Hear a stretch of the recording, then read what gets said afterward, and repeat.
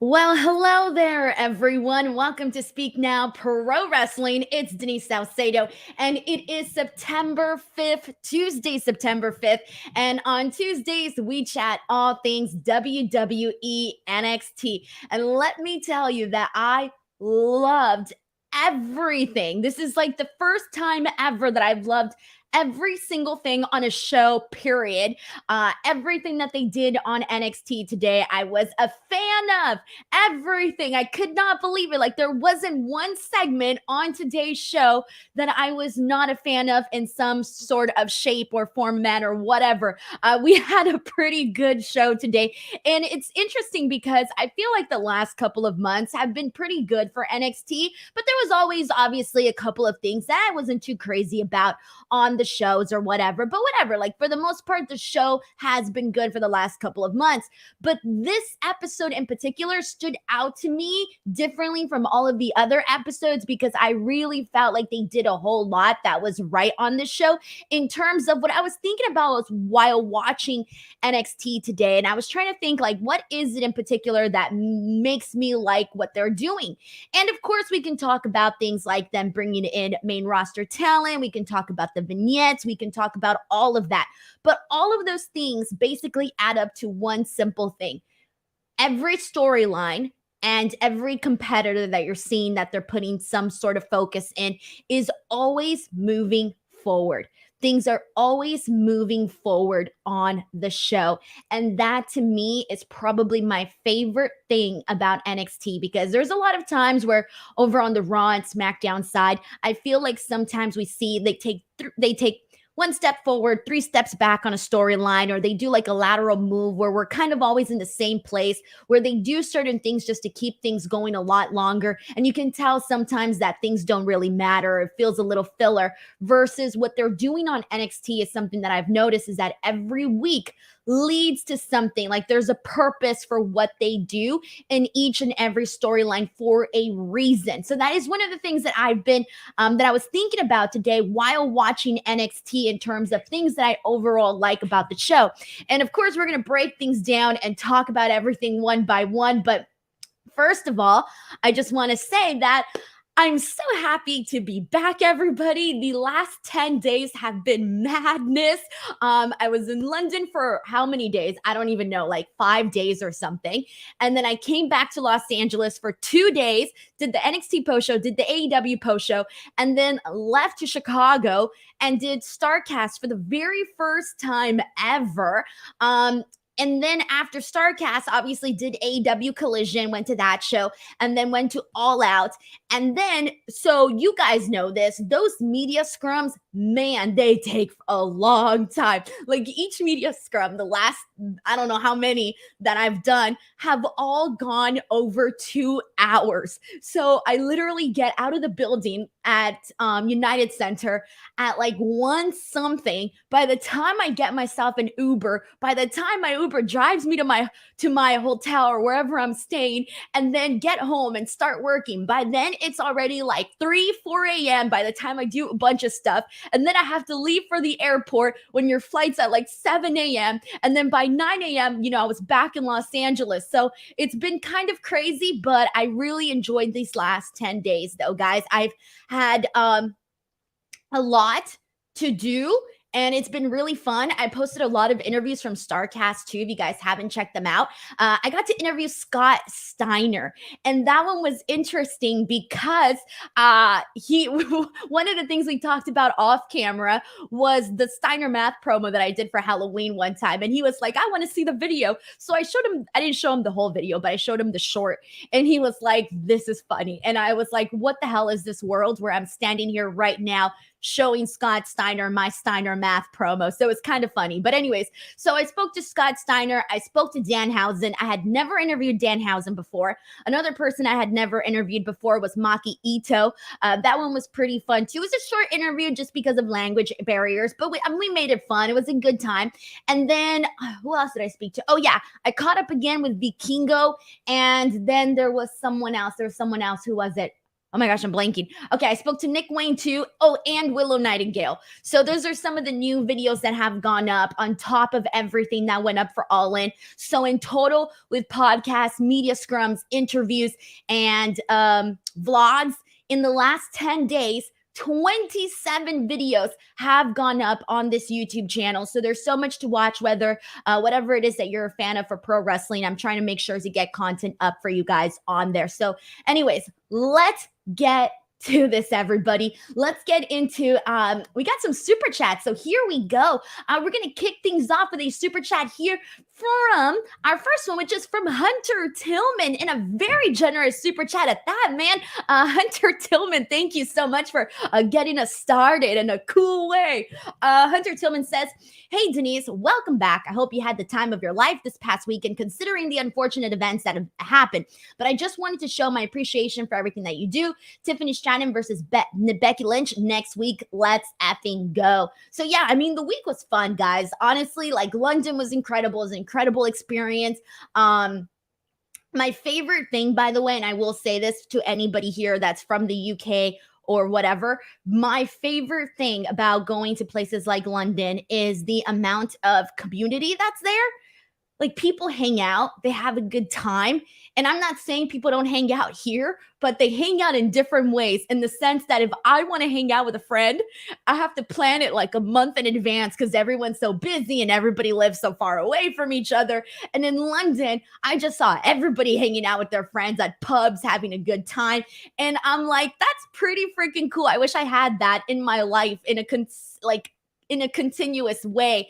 So that was definitely something that I really enjoyed from London. But even just like Chicago was great because I got to catch up with a bunch of people that I really enjoy spending time with. And so that was a good time as well. And then as for Tiffany Stratton and Becky Lynch, that is going to be a massive topic for today, our first topic that we're going to get into in just a moment. So thank you so much to Hunter Tillman as well. Sheldon Jackson, in continuing with the topic about Becky Lynch and Tiffany Stratton, says, I'm saying this right now. Please let Tiffany's reign end next week, because this reign has shown me she wasn't ready to become a champion yet. She needed more ring time and experience first before becoming champ. And this is Sheldon Jackson's thoughts on this situation. So you know what? Let's get started right then and there, guys. Kiana James versus Tiffany Stratton was what kicked off today's show on NXT. So basically what happened here, as we were talking about last week, is Kiana James won that fatal four-way, and a lot of people were surprised, but I thought it was a pretty good call. And then considering the match that they had here today, I was a fan of this match. Like, I had a really good time watching it. And here's the thing, like, I also liked that it was what opened up the show, because I don't recall, or maybe I just don't remember, when's the last time we had the NXT Women's Championship match kick off the show. And given that last week they were the main event, and then this week's they're opening up the show, I'm thinking, damn, there's some good spots on here for the women. Like, opening up the show is a big deal to me. I know obviously the biggest deal is being the main event, but opening up a show is also a big deal because there's a lot of trust put in you to, kick off the show with a nice, fun tone and get the crowd going, and, everything that entails being in the opening match, right? So this one here, I thought that what I loved here, there was a couple moments that I really enjoyed, and I thought both girls did a fine freaking job. Booker T, by the way, the entire night was killing me on commentary. He had some really funny lines, and I'll go through them in a bit because there's some that really stood out to me. So anyways, some of the spots that I enjoyed in this match where they did a double clothesline spot, I thought that was pretty cool. I like seeing that. But basically what ended up playing out for the finish was we saw that Tiffany Stratton, she tried to use her purse to try and hit Kiana James, but Kiana James instead ducked, and so she avoided getting hit in the face with a purse. But then Kiana hits her 401k, or like Phoebe from Friends would say, her 401. Please tell me there's Friends fans in here. If you're Friends fans in here, please let me know. Please let me know you guys got that one. Anyways, so then Tiffany rakes the eyes of Kiana James, and then she hits her prettiest moonsault ever and wins this match. And I will tell you again, given what it was, I know I'm not going to go out here and say this was any sort of 5-star match, whatever. That doesn't matter. I thought this match was very entertaining for what it was.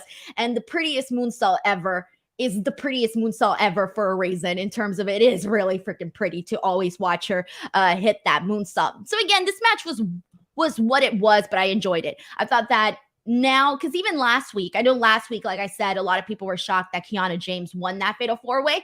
And even though I was shocked too, I didn't think it was a bad call. And after watching this match, I feel the exact same way. I'm glad that they gave Kiana James this spot. So after this match, Booker T was saying how great Tiffany Stratton looked, right? Like in a in a flirtatious sort of manner, right? Talking about her good looks. And it was funny because at one point he tells Vic Joseph, like, oh, don't you think so? And Vic Joseph is like, no. But the way that it was funny was because Vic Joseph is obviously in a public relationship with Mackenzie Mitchell. I don't think have they said it on NXT?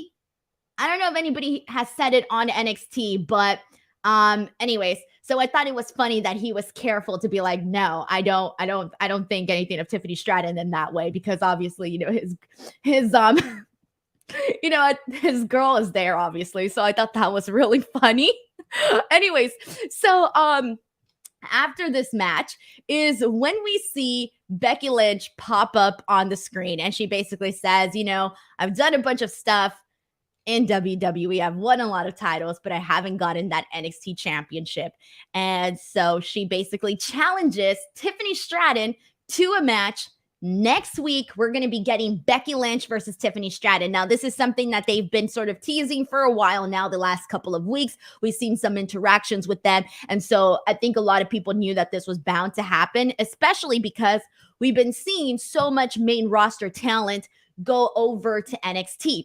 Now, my question here is, do you guys think Becky Lynch is going to become NXT Women's Champion?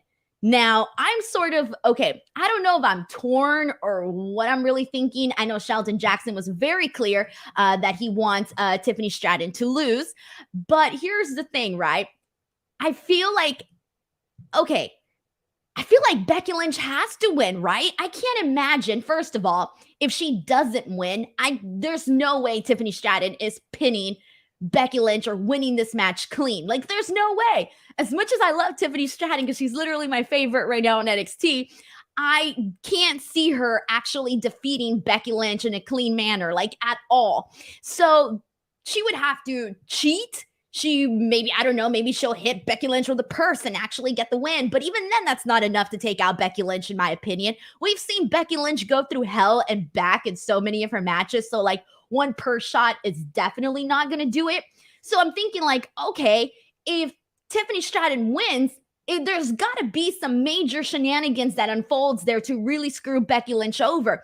But I just can't see her pinning Becky Lynch cleanly. So that makes me feel that Becky Lynch is definitely winning. But then I'm like, oh my God, what is NXT going to look like with Becky Lynch as the NXT Women's Champion? Because clearly that would mean she's going to be on the show a lot more regularly. And that's kind of wild, guys. It's kind of wild. So I'm curious to see what everybody here has to say. We got some predictions, people saying that Tiffany wins with some major interfering coming in. That could be a thing. That could be a thing. Yes, if someone interferes and, if someone from the main roster, for example, were to interfere on Becky Lynch, then that would definitely help out Tiffany Stratton a whole lot if she were to take the victory like that. So I can see that happening that way, but yeah, definitely not cleanly. All right, let's get some more thoughts in here. This one's from Taylor Cannon. Thank you so much to Taylor for this very generous super chat saying, "What's up, Denise? Hope you've gotten a chance to rest and relax. I'd imagine Becky versus Tiffany ends in shenanigans next week, setting up a match at No Mercy.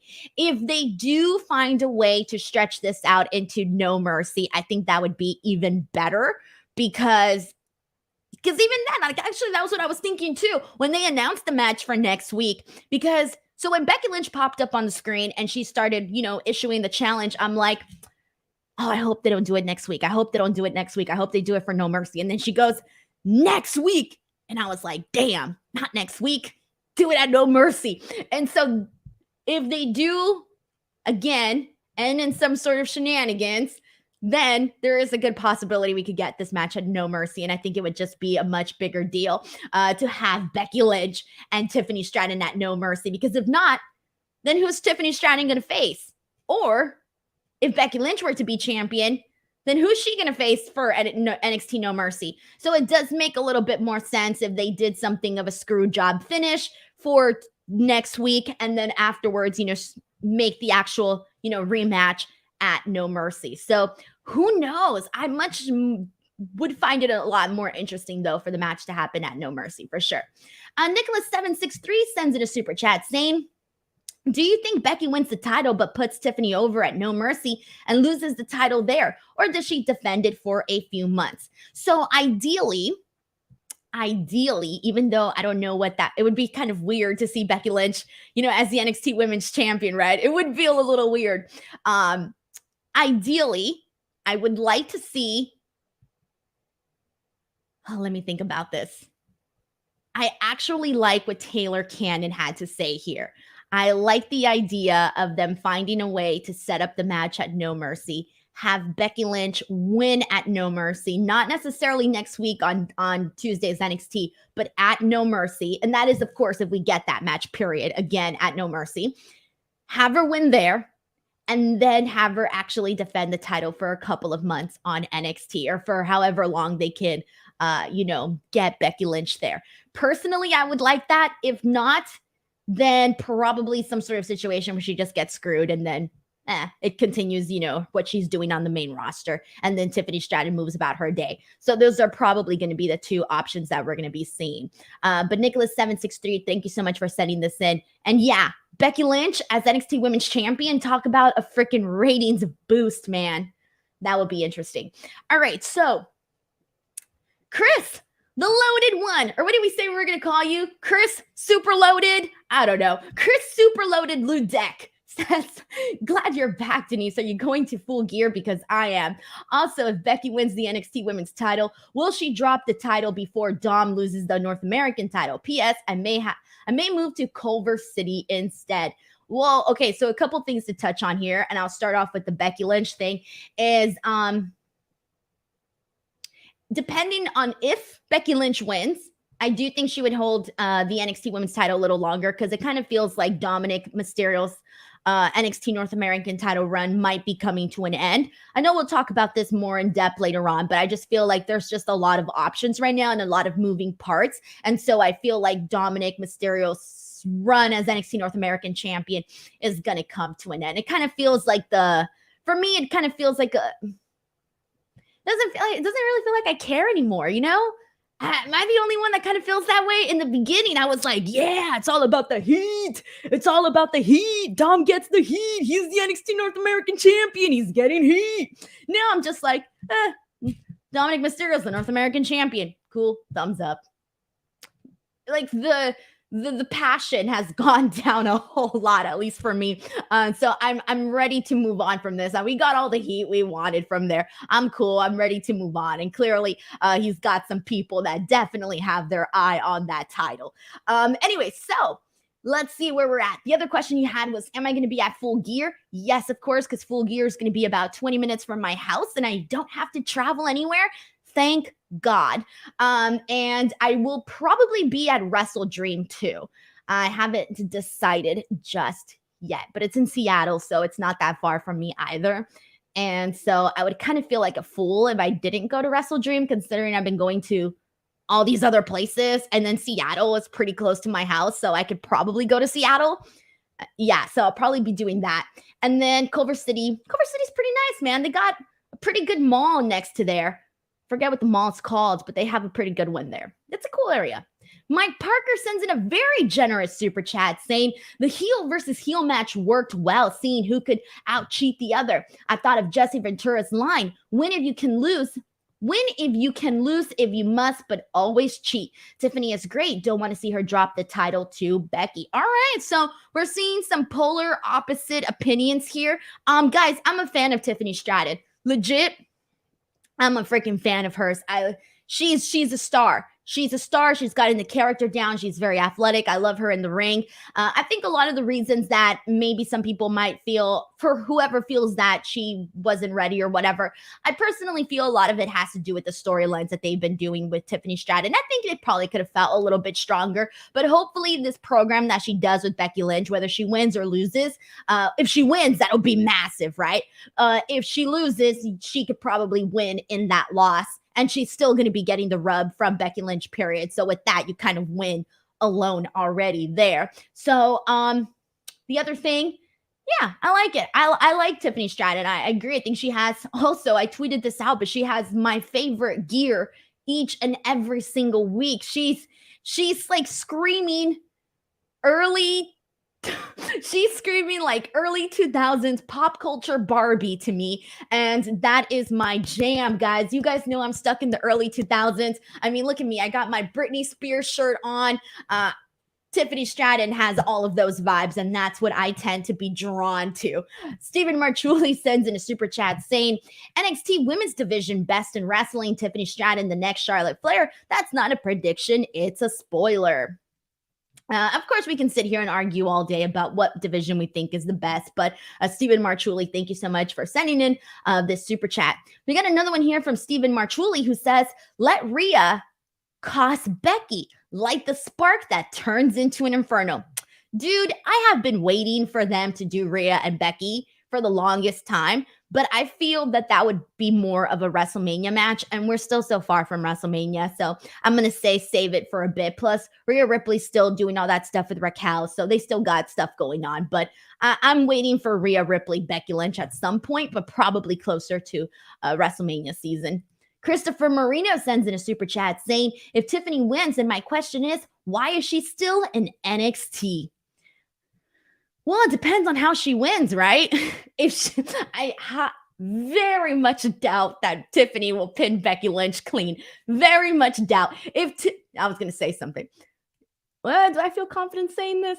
If Tiffany Stratton were to defeat Becky Lynch cleanly, and I mean super clean, like Mr. Clean, clean, clean, squeaky clean, clean, clean, Lizzie McGuire clean, clean, clean, I will literally smash an egg on my head, all right? Now, I'm saying super squeaky, squeaky clean. I don't want no distraction, no roll-up, none of that crap. I've been very technical about this. But anyways, that is how passionately I feel that that's not going to happen. Although I'm kind of scared of saying that, because then what if someone, like, they just make the decision to do that? Just, I don't know. Anyways, but for else, you guys know what I'm saying. It ain't going to happen. But anyways, if Tiffany Stratton were to pin, let's just say we entered the Twilight Zone and Tiffany Stratton pinned Becky Lynch cleanly, then yeah, it'd be like, this girl should be on the main roster, right? She just pinned Becky Lynch. But again, it's not going to happen. David Kaplan sends in a super chat saying, hi, Denise, do you think stars like Rhea and Becky are sent to NXT to help ratings or help the talent? And do you like when they send stars to NXT? You know, at first I wasn't too crazy about it, I'll be honest, because I kind of felt like it was, you know, a little bit of a step down, right? And, you know, I wasn't too crazy about it in the beginning, I'll be honest. And I think the reason why I wasn't so crazy about it was because for such a long time, NXT was its own world, and they didn't really talk about it on Raw. They didn't talk about it on SmackDown. They were the unloved child. It felt like they just didn't get the same kinds of love. And so for a long time, you kind of got used to that. And so when you started seeing main roster talent go to NXT, at first I was like, ooh, I don't know if I'm too crazy about that. But now they sort of accustomed us to that, to where it feels like a big deal. And I feel like this is helping the talent get known. Because, for example, a good example is AJ Styles, when he went out there and he worked with Grayson Waller. And then now Grayson Waller's on SmackDown. And he has that going in now. He has something special to him going on to SmackDown. And so I feel like, for example, we get a Becky Lynch, Tiffany Stratton program, and then down the line, whenever Tiffany Stratton goes to the main roster, it's going to be like people more so are going to know Tiffany Stratton. Why? Because she had this program with Becky Lynch. And I like that they're incorporating talent more, main roster talent onto NXT sporadically, because it obviously does help with the ratings, and you've been seeing that. And I think more people are giving NXT a chance, and I've been seeing a lot more positive conversation surrounding NXT on social media. Whereas like before, I remember people would make fun of me for covering NXT on a weekly basis. I would get comments like, why are you covering NXT? No one's watching NXT. And I started thinking like, damn, man, maybe I shouldn't be covering NXT because, it was a little rough. There were some episodes that were rough. We're not going to lie and sit here and talk about every episode being perfect. Hells no. Obviously, there was good things and bad things on the show, whatever. But it's coming together, and I've said this before, but I'm glad that I stuck around and decided to continue covering NXT because things have changed, and now it feels like people are giving it more of a chance. They're not burying it as much anymore. They're not calling it, making fun of it for being the Fruity Pebbles brand and all of these other things people were saying about NXT. So I'm feeling a lot more happier with what they've been doing, for sure. Kaden Crawford sends in a super chat saying, Becky versus Roxanne at No Mercy for the title. Awesome way for the era of the Prodigy to start. I really want Becky title run. Roxanne should be the one to beat her for the title. So, for example, let's say they were going to do something like that, right? Where Becky Lynch ends up winning the NXT Women's Championship, right? At some point, she's got to lose it. And if they're going to do it, it's going to have to be someone that is going to clearly benefit from defeating Becky Lynch or whatever. If it was to be Roxanne Perez, I would literally jump up and down on this show and be so happy and excited about it. But again, there's just too many what ifs. But yes, at some point in this lifetime, we need to see Becky Lynch versus Roxanne Perez. And, it's going to be better because Roxanne Perez is only going to get better and better throughout the years. So who knows? Maybe in a couple of years from now, maybe at No Mercy. I don't know. Regardless, at some point in this lifetime, we definitely want to see Becky and Roxanne. Thank you so much to Kaden Crawford, by the way, for this generous super chat. I appreciate that a whole lot. John Deller says, do you think Becky Lynch brings up the value of the title like Mandy did? Thank you so much, John, by the way, for the super chat. Very generous of you. So, okay, you're talking about the value of the title. Okay. Mandy. See, this one's interesting because in terms of Mandy bringing up the value for the title, I don't know how strongly I would feel about that statement. I think she was definitely featured for a long time as champion, but there wasn't as many title defenses as you might think. But she was the champion for such a long time, like for literally the whole entire start. For pretty much like the whole first year of NXT 2.0, Mandy was the champion. I actually feel she brought up the value more in herself as a competitor and as a talent than the actual belt. I'll be honest. I think she benefited more than probably the championship did, but that's not to take away from her reign. Now, with that being said, if Becky Lynch were to be NXT Women's Champion, are you kidding me? That would skyrocket to the top, man. It would be at the very, very top, in terms of like value and whatnot. It would feel great to have Becky Lynch. She would definitely do that for the championship. But I don't think you can compare the kind of value that Mandy brought and the kind of value that Becky Lynch would bring. I just feel like they're two totally different people with two totally different careers and different positions in the company. Well, Mandy's gone now, but speaking of where Mandy was before. Warhammer sends in a super chat saying Damian Priest cashes in on Tiffany. or what if, what Becky Lynch defeats Tiffany and then Damian Priest cashes in. All right, that's so dumb. We're just trolling over here. We're just trolling. Thank you so much, Warhammer, for making me laugh. Nicholas763 says, from Vince's unloved kid to Nick Khan's favorite kid. Hey, that's kind of true. Nick Khan did say in those interviews that we were going to be seeing more main roster talent on NXT. So, you know what? Nick Khan definitely had a soft spot there for NXT. All right, so let's go ahead and press on and get into the rest of the show. So that's what's going on with Becky Lynch and Tiffany Stratton. Also, later on the show, we in regards to Kiana James, we did have a Kiana James Roxanne Perez confrontation that basically led to a backstage fight. We got a very generous super chat here from Will Chisholm. Will, thank you so much for the super chat. He says, My theory is, I don't know how she's going to do it, but I think Tiffany beats Becky because it's clear that WWE is keeping Roxanne and Tiffany apart. So I think that's NXT's endgame in the vein of Sasha versus Bayley. Guys, again, I love how I will say this. I love how you wrote this in the sense that you don't know how she's going to do it, but you think she's going to defeat Becky Lynch. Again, if she does, it's got to be with shenanigans. It ain't no way it's happening cleanly. Ain't no way. I would roll over. And I like Tiffany and I like everybody here, but still, it would just be weird. Anyway, so Roxanne and Tiffany, it does feel like they're keeping them apart because there's going to be at some point, hopefully, a bigger story surrounding these two. Because of course, we can still argue that Roxanne Perez, she kind of got a little screwed out of her championship. And we've talked about this multiple times. It felt like that ended with a ... And I want to see Roxanne pick up on that again at some point because I don't feel like we got our money's worth. And I don't know if that's the right way to put it, but I'm just going to have to use it this way. I don't feel like we got our money's worth with Roxanne as NXT Women's Champion. Like there is still so much more to get out of that. And I want it at some point. At some point, we need to get a real, honest to God, strong women's championship run for Roxanne Perez. That's where I'm at with that. David Capelin sends in a super chat saying, when you see Thea Hale and Roxanne Perez, do you ever think to yourself what might have been being here the same height as those stars? Yeah, they'd both kick my ass. Both Thea Hale and Roxanne Perez, guys.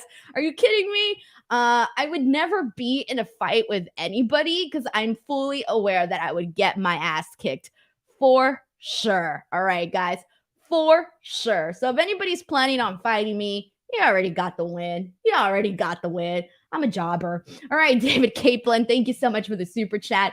All right, moving on. Let's go ahead and get into the tag team division. So last week we spoke very highly of the Creed brothers because we love the Creed brothers here. Creed brothers are freaking great. Well, they come out and they basically say, they're happy that they're back. They're done goofing off and they want the tag team titles.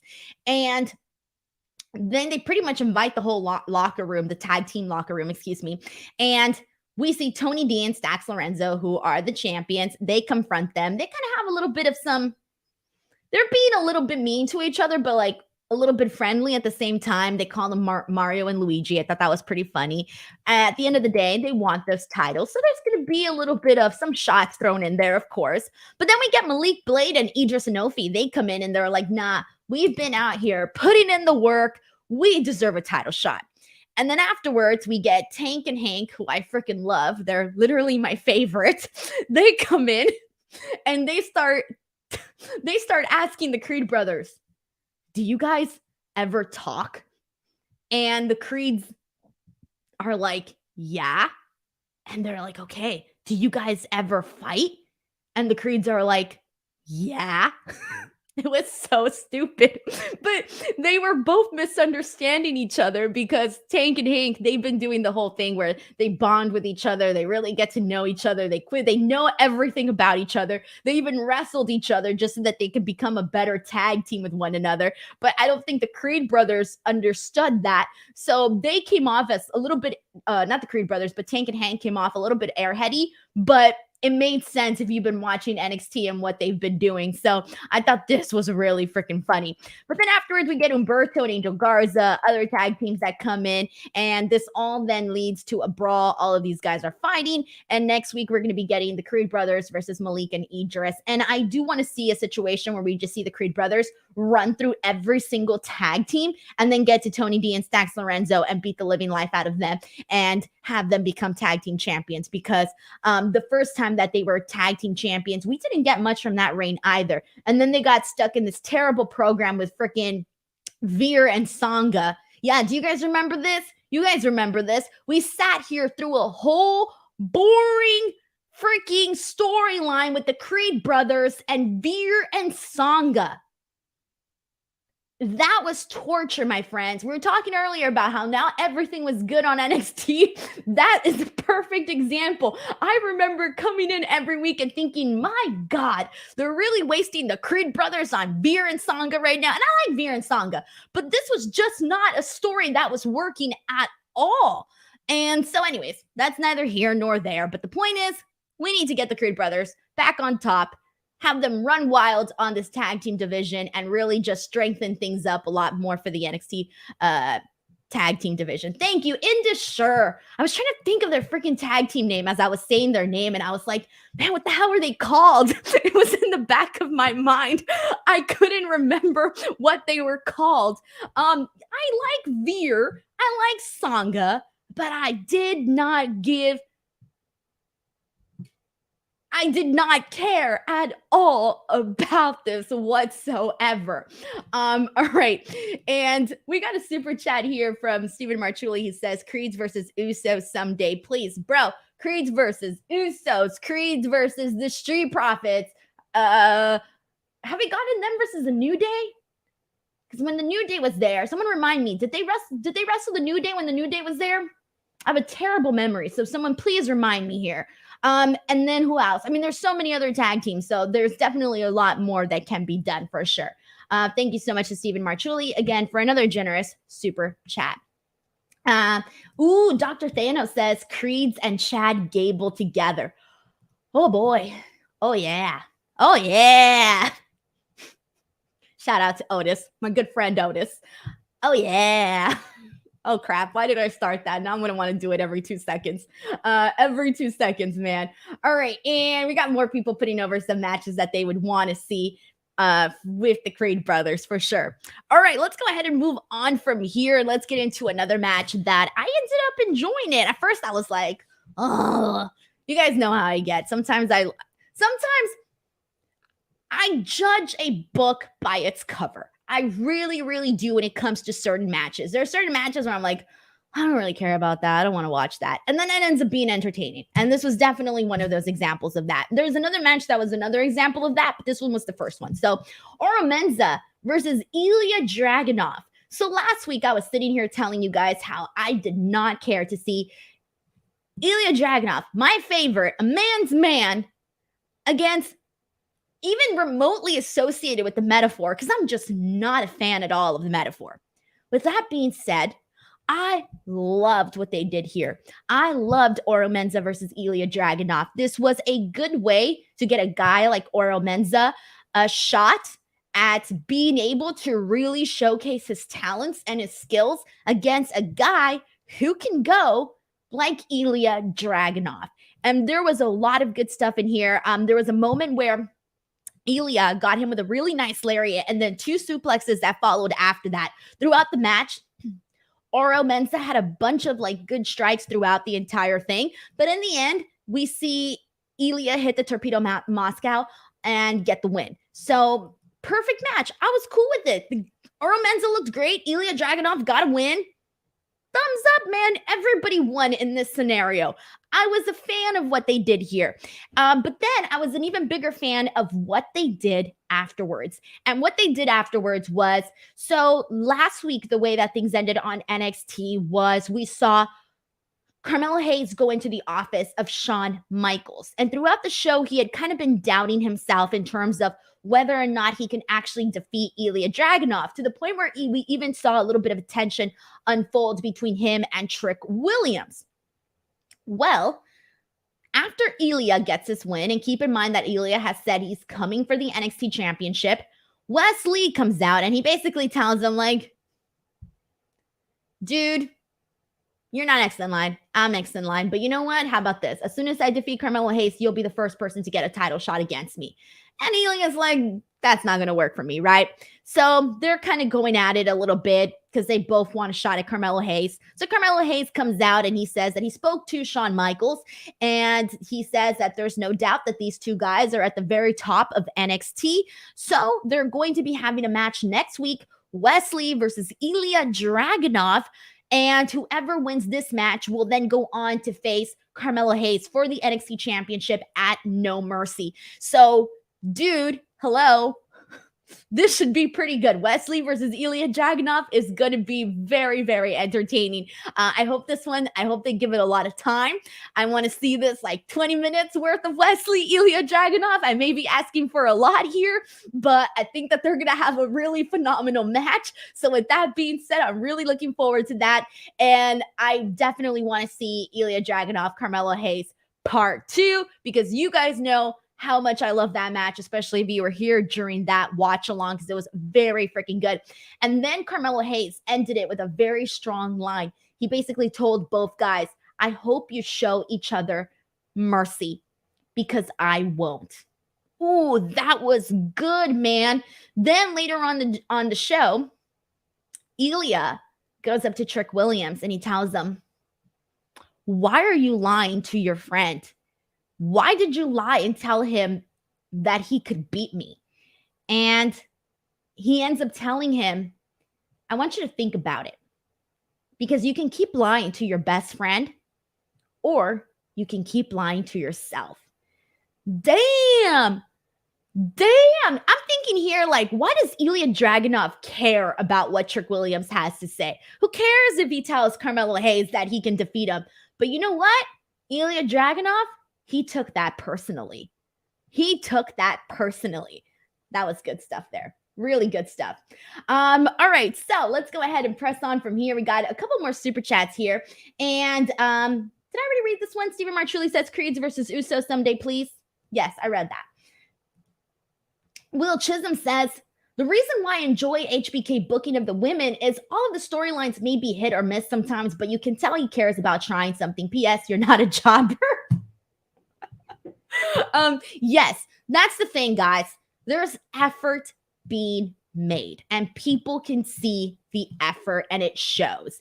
And we're sitting here talking about, I'm going to talk more about women later on in the show, because we don't just get one women's match for this show. We don't just get one little measly women's segment. We get a lot more, and there's multiple storylines taking place. And in the past, he's intertwined certain storylines, and it works because they were building one person while one person was, hustling and doing their part. So yeah, shout out to Sean on that, because there you can tell there is effort being put into the women's division for sure. He's making it work, guys. He's making it work. Will, thank you so much for the super chat as well. And Will sends in another one saying, Denise, if Cody ever had a match on NXT, who would you want him to face? It's easy. Ilja Dragunov. Are you kidding me? Ilja Dragunov is my answer for everything, because he's literally the best. Will Chisholm, thank you so much for that super chat. All right, so let's go ahead and continue on from here, and let's get into the NXT Global Heritage Tournament. So we've been seeing this now continues. Of course, you guys already know the rules. 12 minutes, round robin, Group A, Group B, 2 points for pin or submission, 0 for a loss, 1 for a draw. And we got 2 matches today. We got Nathan Frazier versus Duke Hudson for the Group B, and we got Butch versus Axiom for Group A.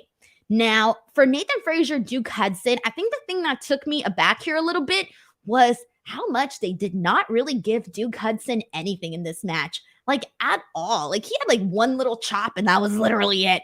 Everything was Nathan Frazier. And of course, Nathan Frazier has been killing it, but I still thought that Duke Hudson would get a little bit more than he did in this match. He didn't.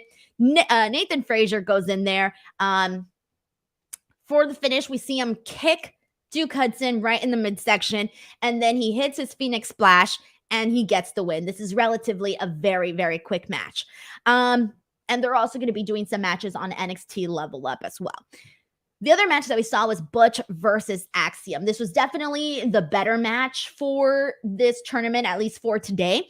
And of course, we saw some great submission work from Butch, which we always see. There was one little hiccup in this match. So when Alicia announced the 2 minutes were left in this match, I don't know if it kind of threw off Axiom a little bit, but he kind of, lost his balance on the ropes. So there was a little bit of a hitch there. But afterwards, this basically allowed Butch to powerbomb Axiom. And then Butch goes for a moonsault, but Axiom moves out of the way and then super kicks him. Then afterwards, Axiom tries to get Butch to submit at one point, but he's unable to. And Butch literally like messes with his fingers the way that he does with all his opponents. And then we see Butch hit the bitter end and he tries to go for the pin, but Axiom kicks out and then he runs out of time.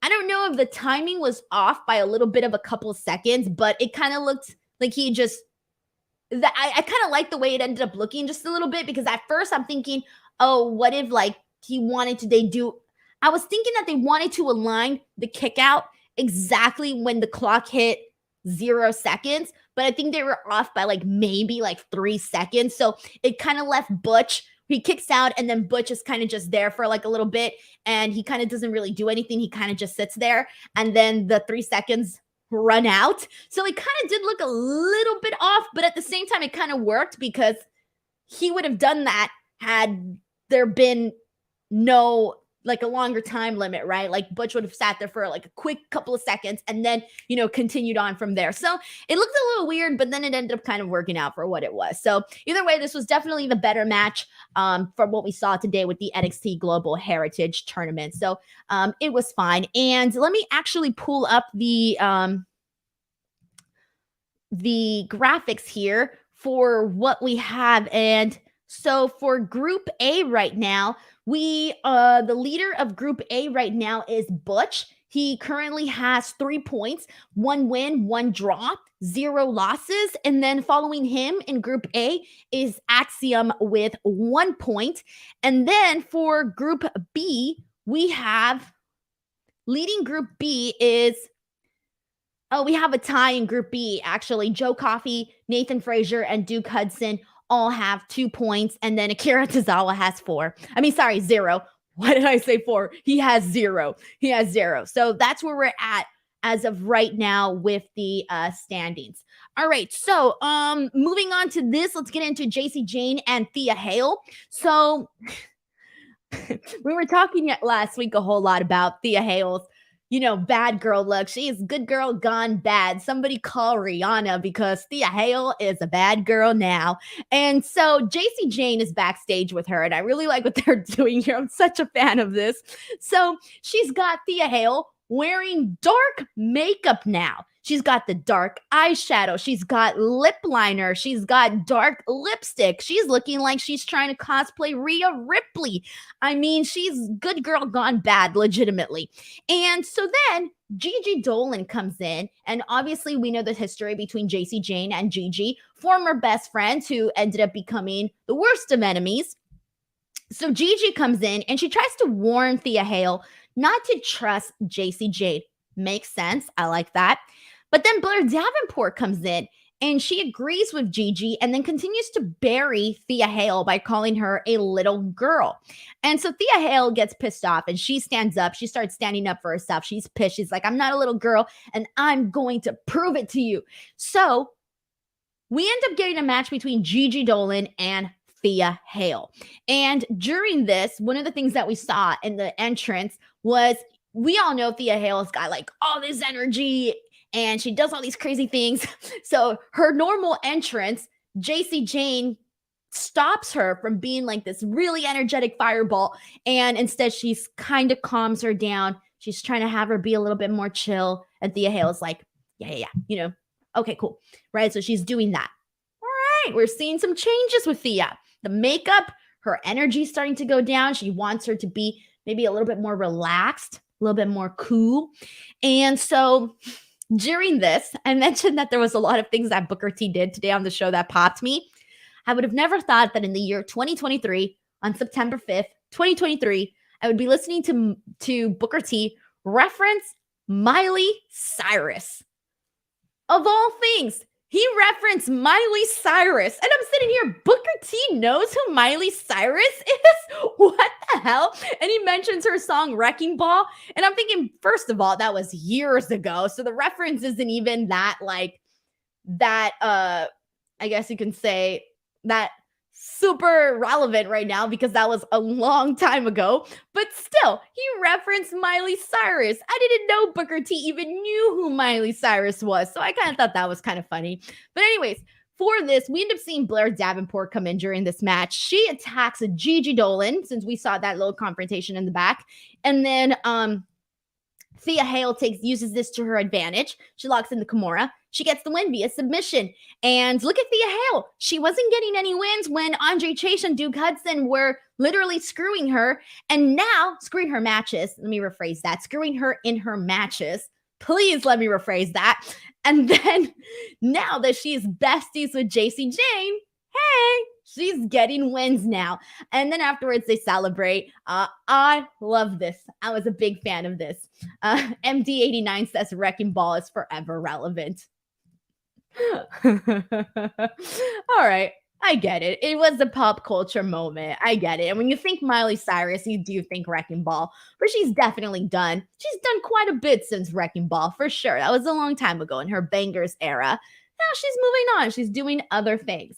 And so there you go. That's what we got with the women for this. So again, Thea Hale, the stuff's going great. I want to continue seeing JC Jane really change her. We've talked about this a lot, so I won't hammer this anymore. But yeah, we're here for bad girl Thea Hale. All right. Another thing so earlier I was talking about how I judge books by their cover. Another one that I judged by its cover was Dabba-Kato and Tyler Bate.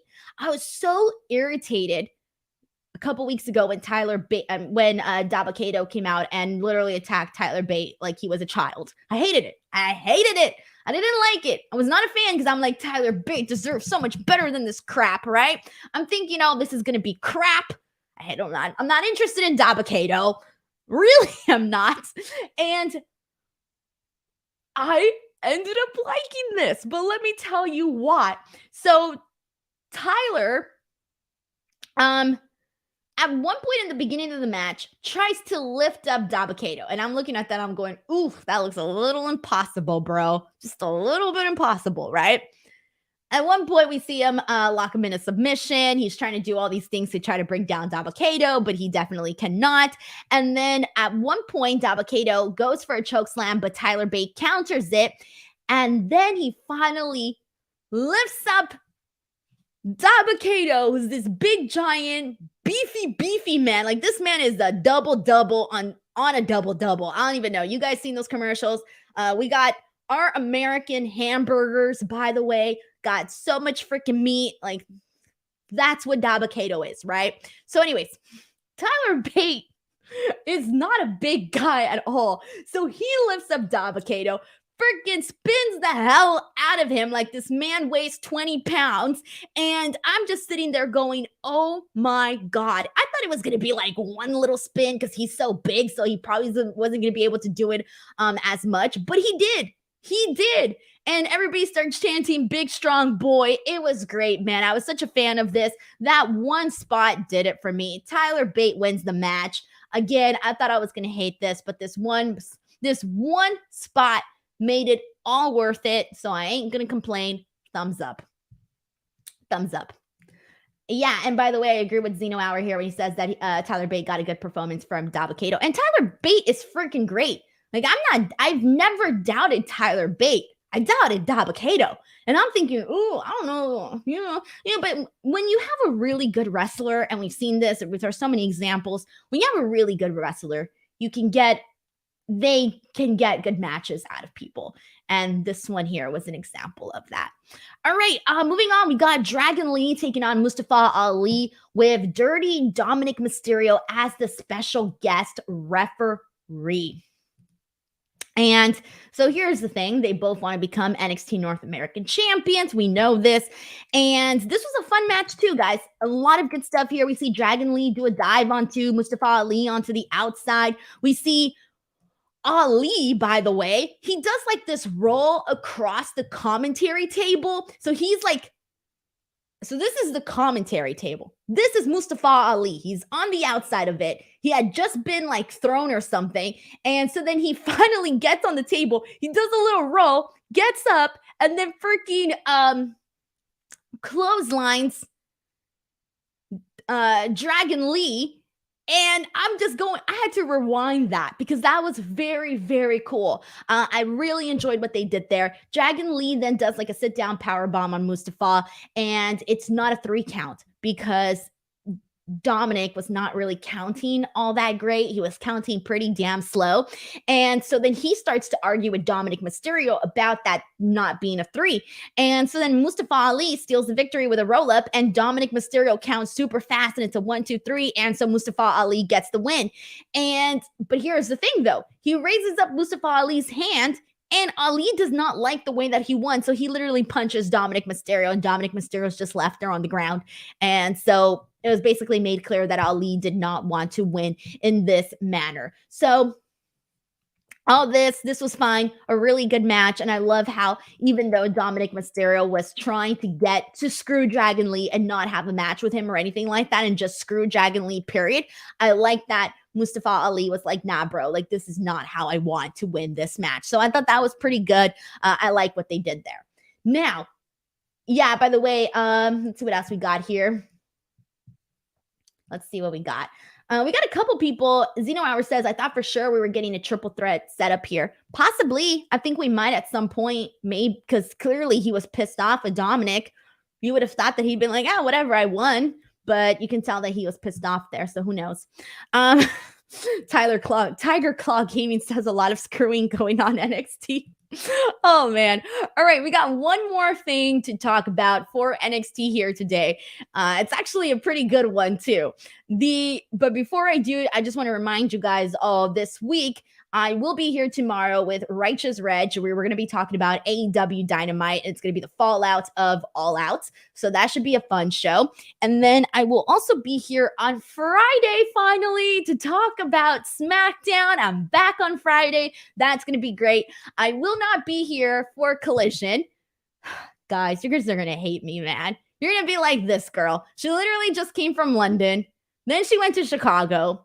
Well, guys, I'm going to New York this weekend, and a couple of you guys know that if you listen to the Raw Post show with Sean and I on Fightful.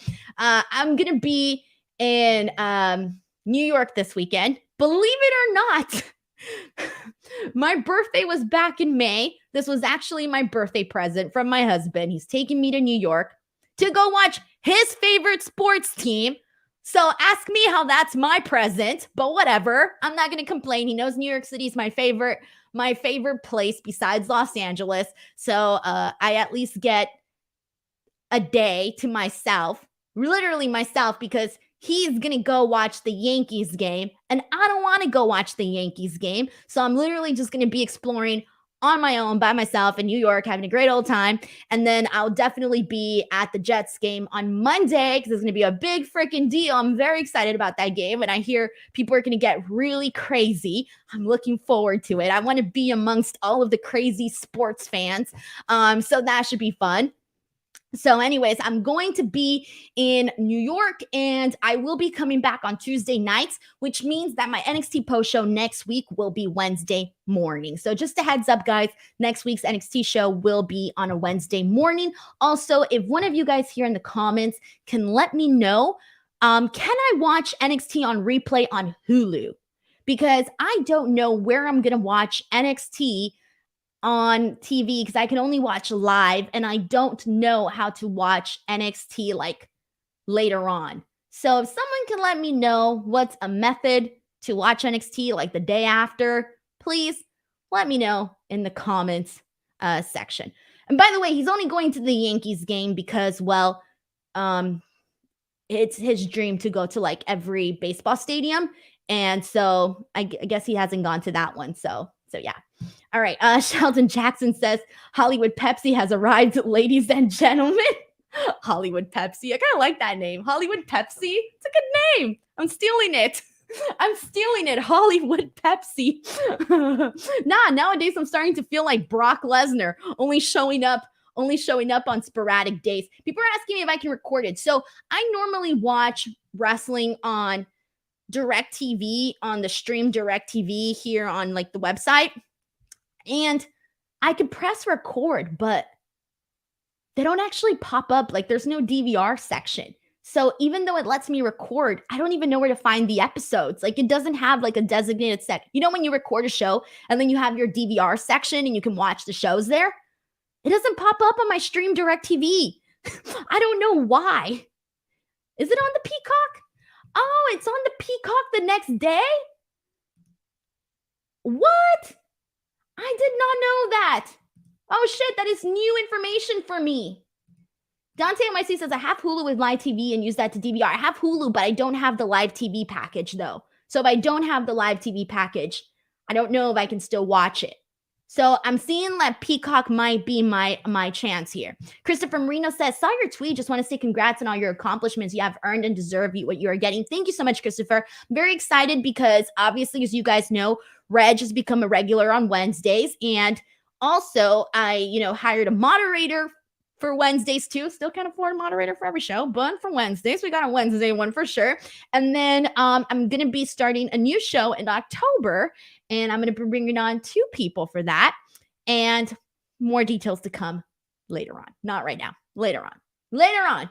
Eventually, I'll pop up with my Tony Khan. I have an announcement post at some point, but not right now. Sheldon Jackson says, Peacock, next day you can watch NXT. Oh my God, this is literally a savior because I had no freaking idea. Even with Smackdown, guys, like I get so freaking stressed out when I literally have been watching, like if I'm on the go, I'm freaking watching Smackdown on my phone, man. Like it can be very frustrating because I don't know. You would think I would be able to figure this out. All right. Thank you, Sheldon. I appreciate that. All right. Whew, I feel way less stressed out. MD89 says, Denise says the Peacock like she's a middle-aged woman.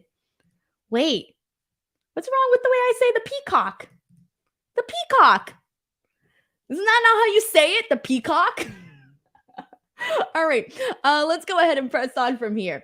All right, last but not least, we got the main event to talk about for NXT today, and that is Von Wagner and Bron Breakker in a no DQ match. And believe it or not, holy smokes, Von Wagner, the man is getting over. We've been talking about this now for a couple of weeks. The table stuff that he's been doing, it's been working. For the longest time, they were trying to find something that worked for Von Wagner. And while, maybe he needs the bells and whistles, so what? They found something that worked. I feel like I saw a brand new Von Wagner today. I'm not kidding you guys. I don't know if you guys saw it. Please let me know if you guys saw it in the comments. But did you feel like you saw a new light, a new energy in Von Wagner? Because I feel like I did. I feel like I saw a new person out there tonight. I was amazed. I was like, I didn't know Von Wagner had all of this in him. I can't even believe the words that are coming out of my mouth. So this was kind of cool. Basically, it was cool because, obviously it's a no DQ match. They're using all these weapons. There was a moment where Bron Breakker was going to use a chair, but instead Von steps on the chair to avoid him from picking it up. And so Bron Breakker gets pissed and he spits in his face. But then Von Wagner starts whipping him like a madman with a kendo stick. He's going nuts on him. He's going to town. He looks like me at every kid's birthday party hitting the piñata. And then he hits a choke slam on Bron Breakker, but Bron ends up kicking out here. And then Von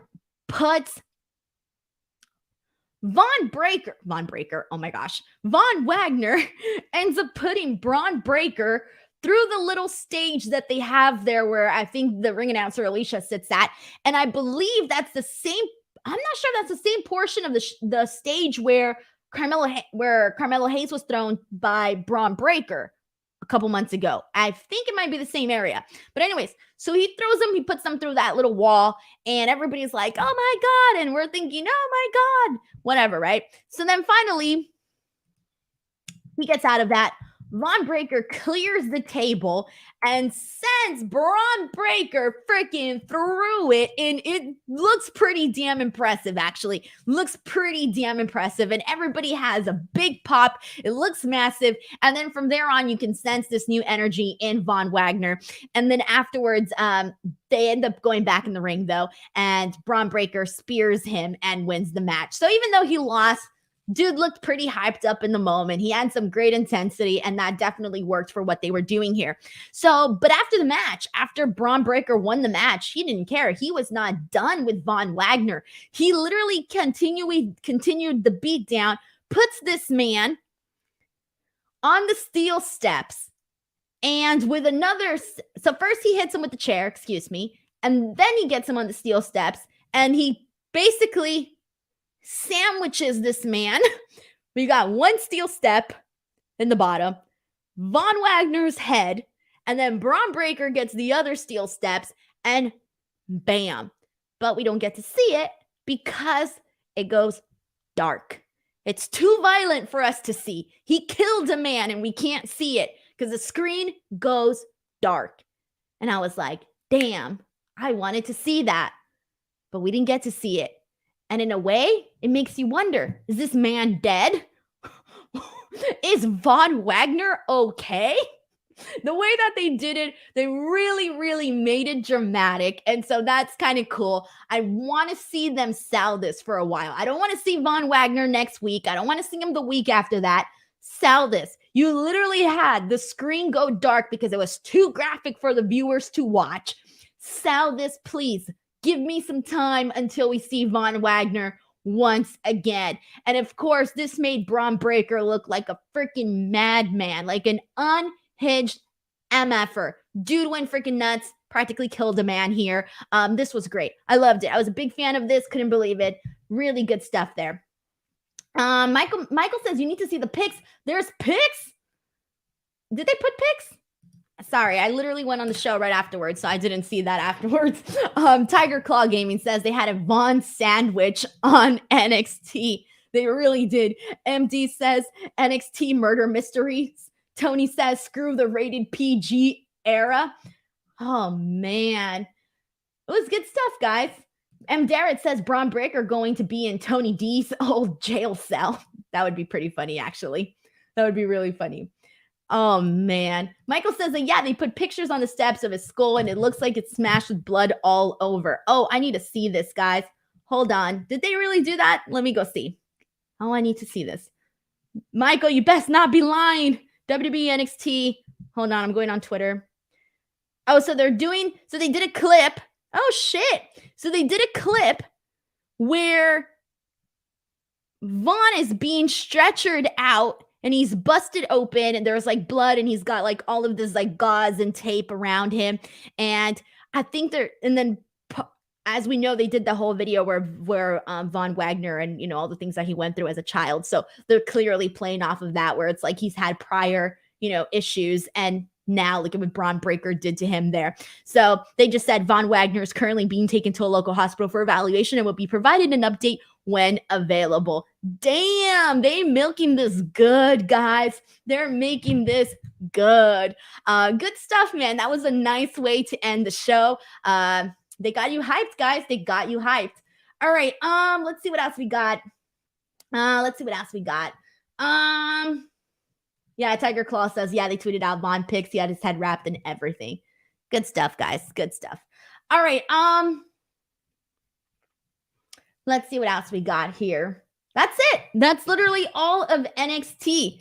No, M. Red says hospital or medical facility. Oh, no, they put hospital in the tweet, guys. I read that verbatim.